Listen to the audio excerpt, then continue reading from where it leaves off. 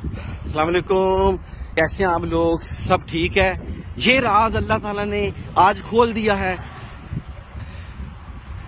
और ये देखें, आगे जी ये है भाईजान, ये वो राज है पाकिस्तान में जो लोग कहते हैं कि ये एक मौजज़ा है कि अल्लाह ताला के नबी जब मराज पे गए तो ये दो पत्थर साथ जा रहे थे, उन्होंने ये पत्थर बांध दिए। पाकिस्तानियों, कुछ खुदा का खौफ करो। और भाईजान ये इधर हो, ये फाइबर के बने हुए हैं। पास आए, जरा पास आए।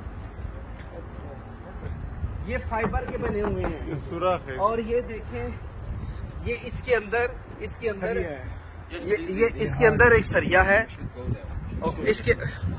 इसके अंदर ऐसे सरिया है, नीचे से ये ऐसे सरिया ऊपर गया है तो ये पत्थर बने हुए हैं। अच्छा, ये देखें इधर आजी भाईजान, ये देखें, ये मैं बता दूं, ये कोई मौजज़ा नहीं है भाईजान, ये एक मॉडल है, ये ऐसे ही है। ये एक छोटी सी खुदा का खौफ है, कैलेंडरों के ऊपर झूठ ना बोल के लिखें।